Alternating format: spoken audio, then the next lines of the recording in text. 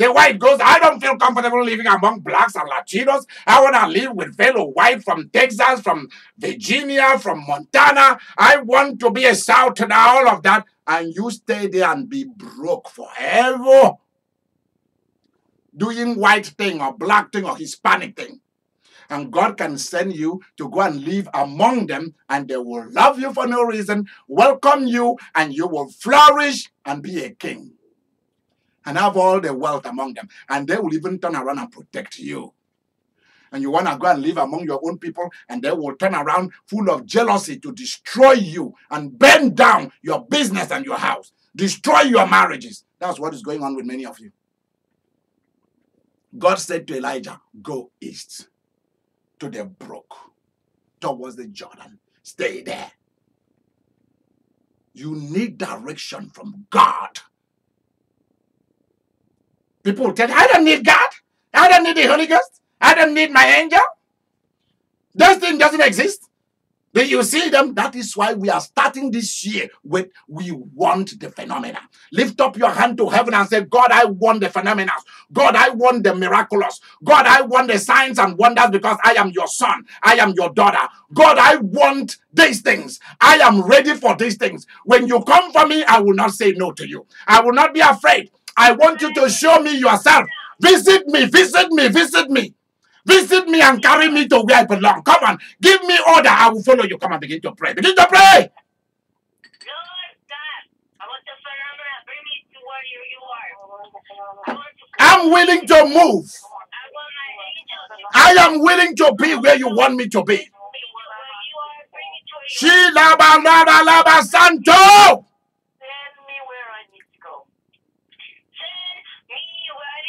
Where nobody can attack me, where nobody can rise up against me. They are not allowed because of your power. They are not allowed because of your glory. Reveal my destiny and my assignment right now.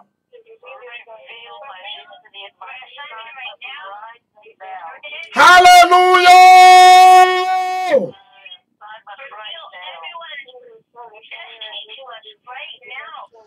I want to see you. I want a visitation from you. I want to see my angels. Let them come to me. I'm ready for them.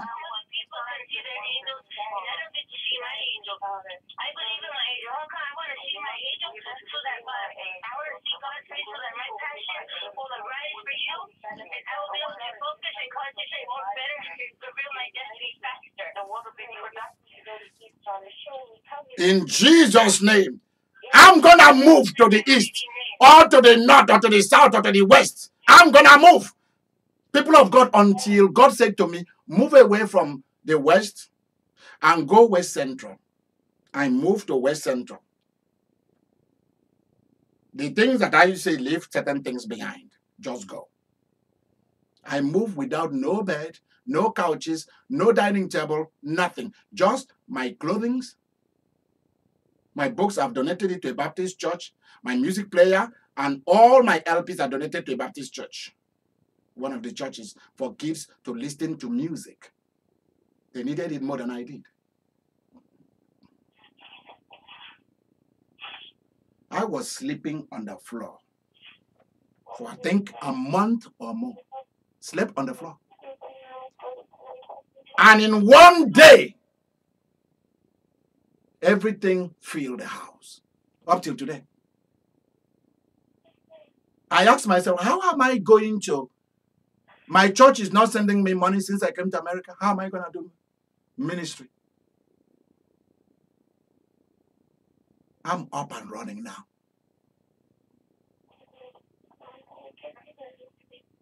Hallelujah.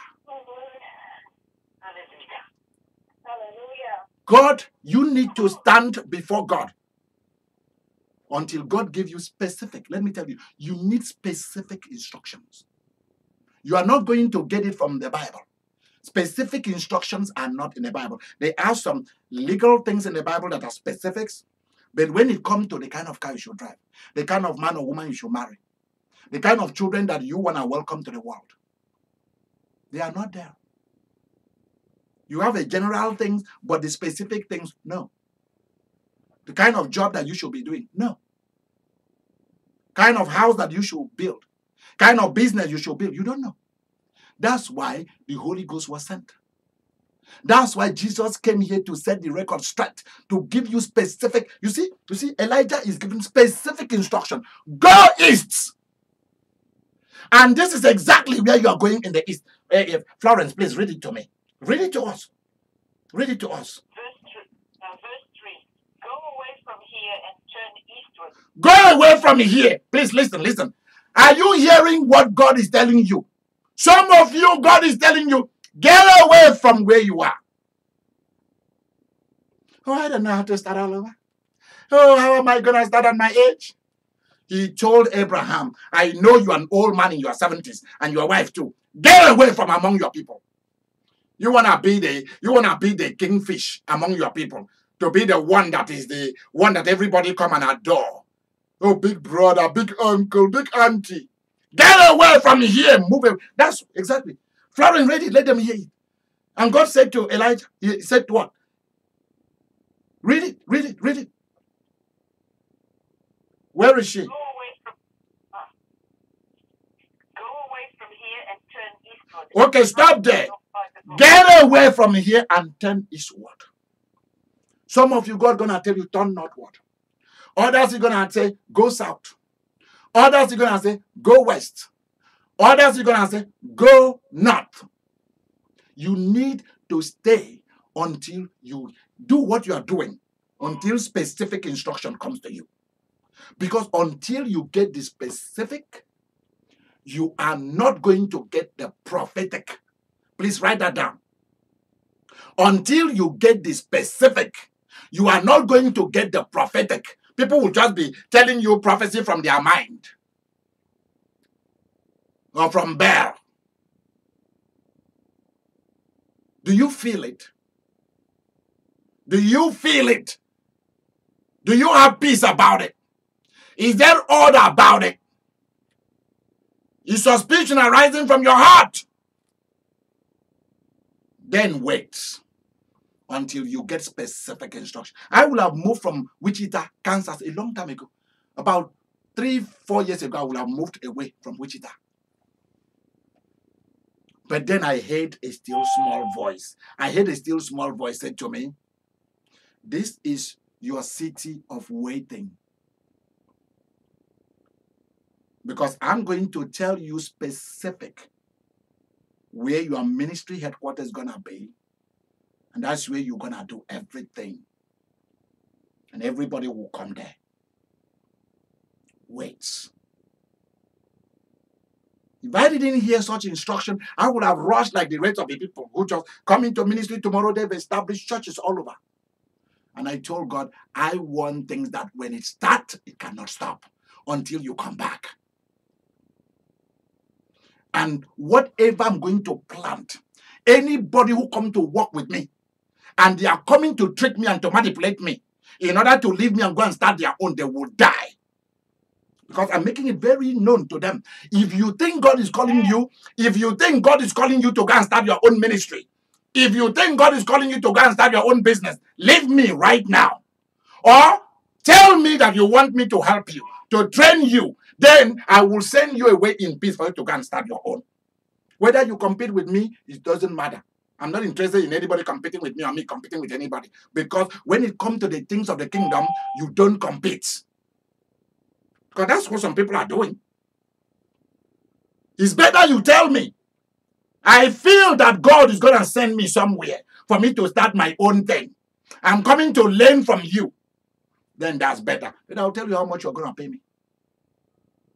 But if you are coming to be a pastor to the churches we are going to start, to our medical centers, clinics, working to save girls from early marriages, orphanages, all kind of things, our cosmetics line, all kind of stuff, and you are coming to steal from us, and after you leave, after you sign a legal document that you are going to be with us forever and work with us, then I will pronounce the fattest curse that has ever happened in the history of human being against you and your family forever, for many generations, so that anything you put your hand to do, that thing will collapse. Because that's what they have done to Mountain of Fire. That's why you find all kind of occultic practices in Mountain of Fire. Anybody want to come in to come and be a pastor to him? And Winners Chapel, all those things. And now he's taking many of them to court. I hope you're seeing it in papers and TV and all of that. All kind of scandals everywhere. All kind of scandals everywhere. Today, he will send somebody to Jamaica. He will send a pastor to St. that, St. Vincent Island, Trinidad, Bahamas. Tomorrow they leave, they take all that members and they go and start their own. I'm not doing that crap. You move, I sue you and take everything from you. I'm serious. You tell me, are you not supposed to be a pastor and be good? Oh, were you not supposed to know the legal implication of what you were entering into? Even the devil understands the law. And you think I should be stupid and be merciful when it comes to money and material resources? Because that's what it boils down to. Oh, is it not just God's work? Who tell you it's just God's work? Part of God's work is business if you didn't know it. That's what some people tell you. Why don't you just move away? Is it not just a common marriage? Really? You want me to come and make babies for free for you? 9 months, each of those babies rented your belly. Your father has not paid for that rentage. Their fathers have not paid for the rentage of each of those babies. Some of you have had 10 kids, and then they want to just walk away. Just a common marriage. Leave the poor. He's a poor man. He's a foo-foo man. He's a goofy man. He's a goat head. And you walk away. And he sit back to enjoy his children. Enjoy the houses that you bought with him. Enjoy the car that you know where I'm taking everything with me. You are living with everything. You want to play. Hey, you're supposed to be a godly woman now. You can find another husband and marry. Yeah! Da! He destroyed your buttocks, destroyed your belly. Your belly is big. Your head used to be small and round and beautiful. Now it's huge. Balls are all over your eyes, all over your chin. Your boobs are all fallen. All those kids with their big mouth, they've sucked you dry. You guys need to meet Ladry. Let her teach you women how to put your breast back to life. I'm serious. She's going to teach you guys how to make you youthful and nice. And whatever he cannot, then I will come in. Or I call my doctor. I call my plastic surgeon. Let him come and help. I'll call little mama. She knows how even if you have, no matter how many kids, you still be nkinky. We call it nkinky. Every year young. Forever young. That's how you do it. Because you do it because you never know what will happen. Your man might become a madman one day and doesn't want you again, and you are still youthful. You pass on the road, nobody will know that you have 10 kids. You're still nice and beautiful. Take care of yourself. Take care of your money. So that people will not finish using you and dump you. And they don't want you. And they start a big case with you. Look young forever. Do you need to always do your hair? Always do your nails? Yes, you do. Do you need to always go to the gym? Don't you know you are 50 years old? You have children and grandchildren. Do you need to go to the gym? Yes, I do. Tell the man, yes, I do. You are still putting cosmetics. You are still putting cosmetics. Who are you looking good for? I'm looking good for me. Since you are no longer fond of me, I mean, the world is out there. You want to go to 16, 17, 18, 19, 20-year-old girls? Well, I have some young bulls ready for me too who have money. Yay! Let's get it kiki. Let's get this party started. Yeah. Boom, boom, boom, boom, boom. Let's get it started. Boom, boom, boom. That is why I tell you, if you follow my ministry, you cannot be a fool. That's a lot of pastors don't like me because I am opening the eyes of their members and they are living one after the other. The walls of Jericho is crumbling down. I'm encircling them. That's what I've been doing. And I'm blowing the trumpet as I encircle. Never fall into the trap. Have the same bank account. The same car, yeah. With our names on it, yeah. House, yeah. With our names on it, yeah. Or his name alone on it, yeah. Boy, you must have your own thing. Oh. I used to tell my mother, I said, Mama, even though I'm a boy, I want you to have. See, my mother would have had so many children. I'm the one who told my mother. Secretly, I said, don't have any more kids. I was like 12 or 13 years old. I told my mother, I called my mother, I said, Mama, I have a talk. I want to have a talk with you. Mommy said, what talk? I said, come. My mother came, sat down, and said, Mommy, I don't want you to have any more children. I don't want you to die. I see what you pass through having kids every year. My mommy said, who told me? Who told you to tell me this? I said, nobody. I've seen you. Your leg will swell. Immediately you get pregnant, you swell. You'll be so tired. The baby will fill up everywhere. You look completely different from my mother. Because my mother is a very beautiful woman. Very intelligent. Every year you get pregnant. I said, Mommy, I don't like it. 2 already died who followed me. We would have been 10 today. 2 died. My mom told my father war began in the house. I didn't care. I was happy that I poured the gas and I struck the match. I was very happy. One day I heard my father quarreling with my mother. I came out. I said, Daddy, enough. My father said, who told you that you are coming to make judgment over whether we should have children? I said, I told Mama to tell you that. I did. My father looked at me. At that time, I've already written my final year exam. I was in my 4th year. I still had 1 year to go, but I was just going to school for formality. I've already gotten the certificate. And my father knew how serious I was, academic-wise and business-wise. I was making money. My father looked at me. He said, you told her. I said, yes, I did. What are you going to do? That's what I asked my father. I said, are we not enough? And I've told all her sister the same thing. And all of your brother, I have told them the same thing. My father said, you have? I said, yes, I did. And don't make Mama pregnant anymore. I don't want to lose her. Don't you see what she go through each year? Stop it. However it's going to be, stop it. We are enough. We now need money and material resources for all of us. See how many we are. My father just walked away. Because my father knew that I was about to start war in the house, and I was ready for him. I'm serious. Because that's how I was. And that's how I've always been. I'm letting you guys know what kind of a person I am.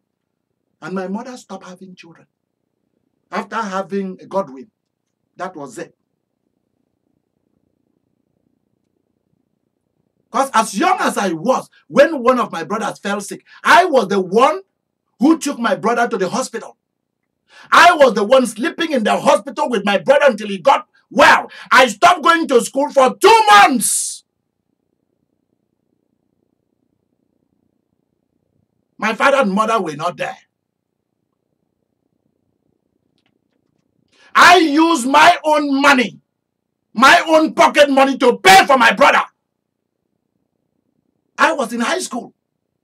So I didn't start suffering today. You guys want to hear my story? It's my brother called Stephen. Something hit him. He became deaf and dumb. And I took him to the hospital. That's how that boy lived. I wasn't looking at my dad or my mom.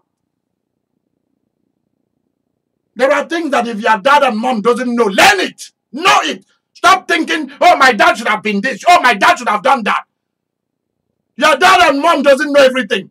There are so many areas that they are idiots. They are fools. They never went to school for it. They do not want to learn. So don't wait for them. That's how much that they are comfortable with. Move ahead of your parent. I took my brother and ran all the way until I found somebody. By the time they told my parent what was happening, I was already in the main hospital where I was born. The same hospital where I was born. I was born a sick child. So it's a few years ago here in Wichita that I stopped being sick. Same thing that wanted to take my life came to take my brother. I said, no way. It has already taken two. I said, no. I saw when that thing came and killed Ibem, the one that follows me immediately. One already died. I didn't really know that one. I knew that one faintly. And I was with him playing. That thing came and took him. And here I'm growing up. My brother is about 7 years or so. Or 5. I can't remember. And the thing hit him. I saw the thing hit him.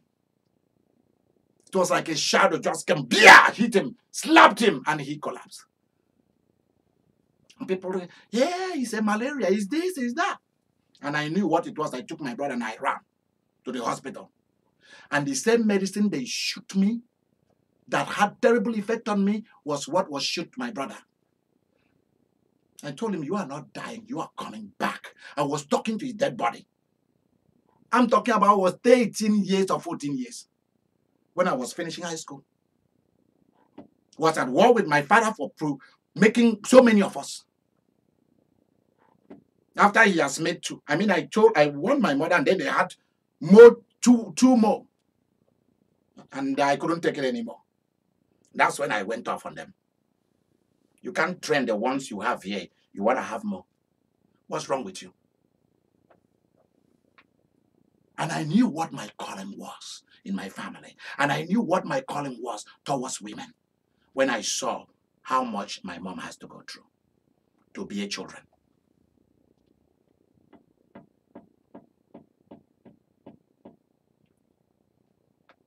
Who was buying clothes for my mother? Nobody. New shoes for my mother? Nobody. You think that marriage is a stupid game? Where all you have to do is to give birth to children, and the person who is making you pregnant cannot even buy you a handbag, not even a wristwatch.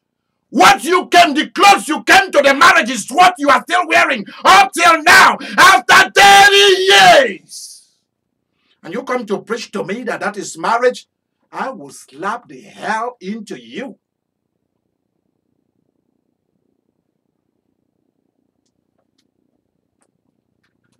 I told my mother, I'm going to make you young.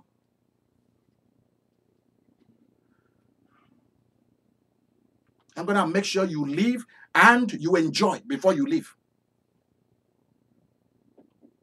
That's how my father began to change and began to love me more than he loved me. When he saw me taking charge of things.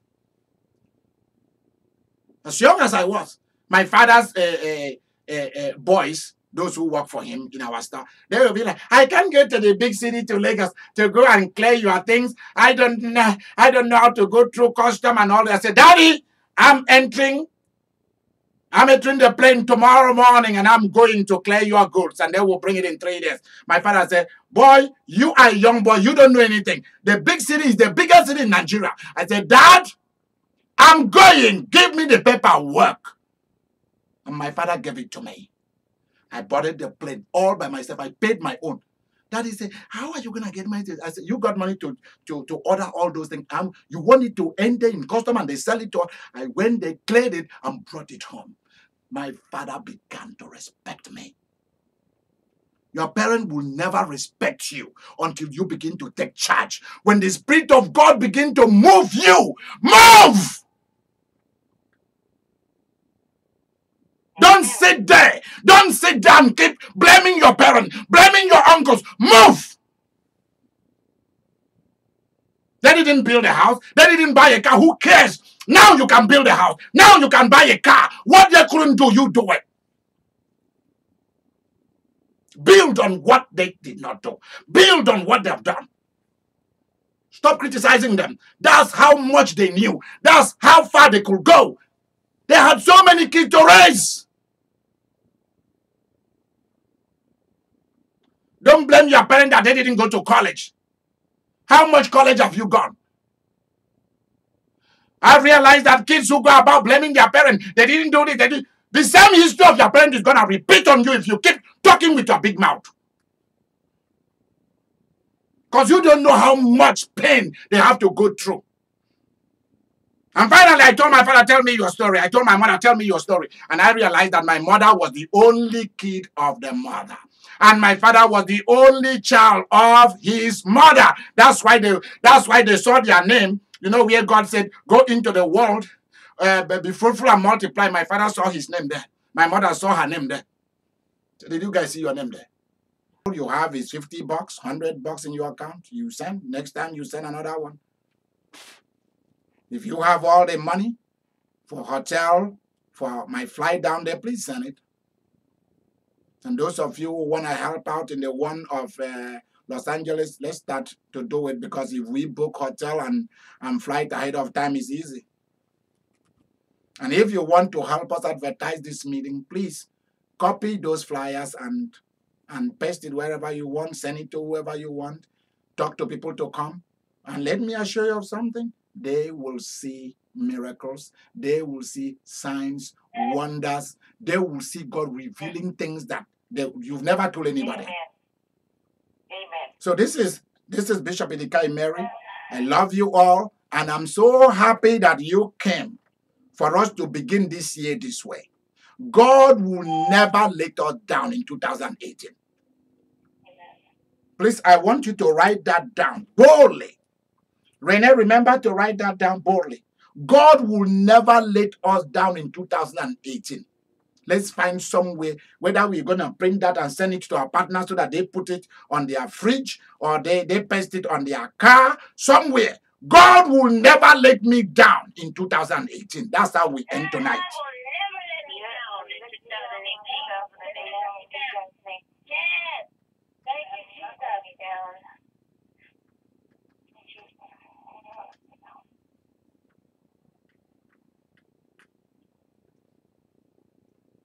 Amen. All right. You have a wonderful weekend, and I'll see you tomorrow evening. Bye-bye. Yeah, thank you. Good night. Good night. Thank you. God will never let me down in 2018. Yeah. Give to Idika Imeri's ministry, Jesus. Thank you. God bless. Thank you. God bless. Yeah, God bless. Good night. Good night. Good night. Thank you, Florence. Thank you. Thank you. That's all right. Thank you. Love you all. Bye. Bye.